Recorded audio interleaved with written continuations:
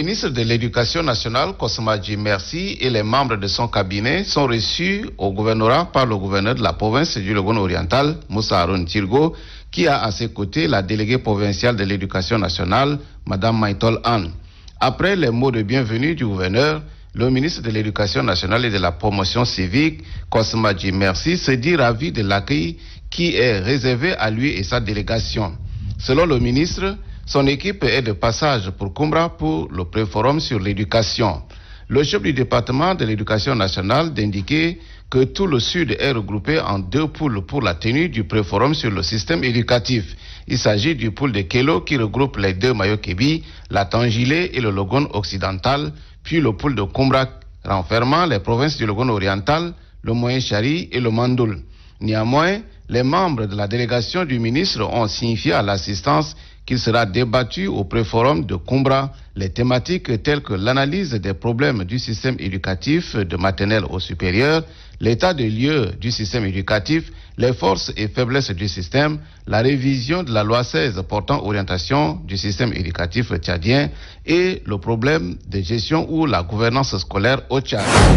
Prévenir et gérer le conflit intercommunautaire dans la province du Wadaï, c'est l'objet de la rencontre qui a eu lieu ce matin entre le gouverneur Abadi Saïr Fadoul et les chefs traditionnels en présence du préfet de Ouara et celui du département d'Abgoudam. Le gouverneur a demandé aux responsables traditionnels d'élaborer un plan d'action afin d'éviter le conflit intercommunautaire tout en respectant la gestion des couloirs de transhumance, les aires de stationnement et la divulgation des animaux dans les champs.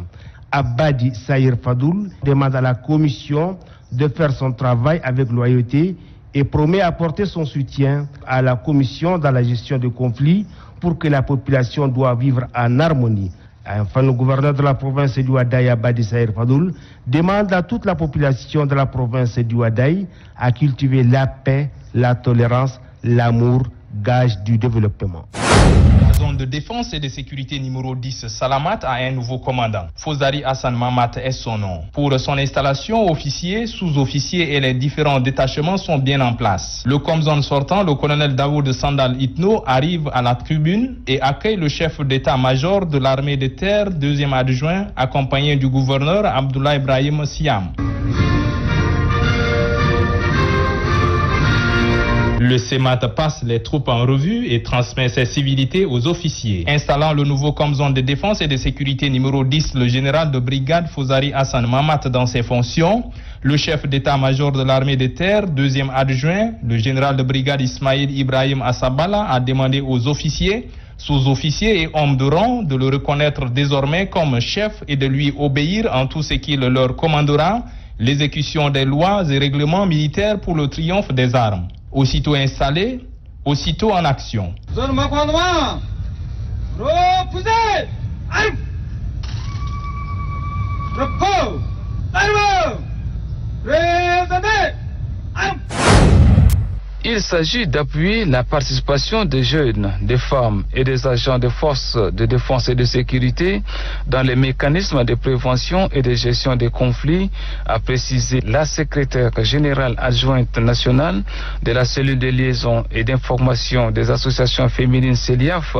Amina Klinga. Les participants ont à cette occasion formulé des recommandations au gouvernement, aux forces de défense et de sécurité et à la population pour une application des textes juridiques dans toute sa rigueur et dénoncer des cas de violation des droits humains. L'administratrice provinciale du Mandoul, Mme Diamra Betolga, demeure très reconnaissante au réseau CELIAF qui a pris l'exaltante initiative de la tenue de cette journée d'information et de sensibilisation, et elle a appelé les différents acteurs de la chaîne pénale d'œuvrer en synergie pour la défense des droits humains.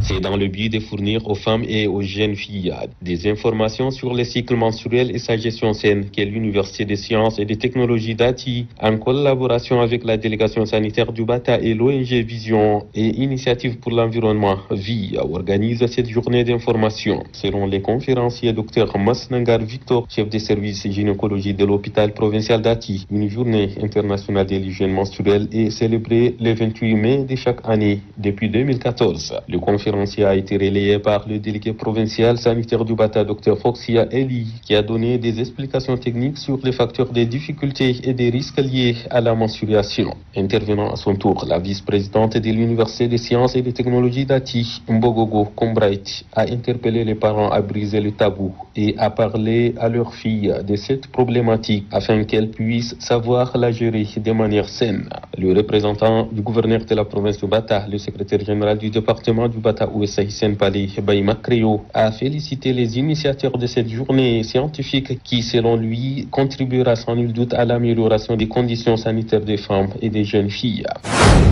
C'est un bureau composé de 13 membres, dont 3 femmes, qui a été mis en place au cours de cette cérémonie de restructuration et d'installation du bureau. Le secrétaire général sortant du PL2 du Wadaï, Fadlallah Abdullahi Assil, a été reconduit à la tête du parti afin de coordonner les activités du parti pour les libertés et la démocratie dans le Wadaï. Installant le membre du bureau provincial du PL2 dans le Wadaï, le secrétaire national chargé des relations extérieures du parti, Mohamed Saleh Adam, a fait comprendre à la nouvelle équipe que le bureau national du PLD considère le Wadaï comme le fief du parti. C'est pourquoi il a demandé à la nouvelle équipe d'être à la hauteur du travail pour le rayonnement du parti dans le Wadaï et pour un tchat solidaire et uni. Le secrétaire provincial du PL2 dans le Wadaï, Fadlallah Abdullahi Assil, a quant à lui remercié le militant du PLD du Wadaï pour la confiance renouvelée et promet œuvrer pour le triomphe du parti dans le Wadaï.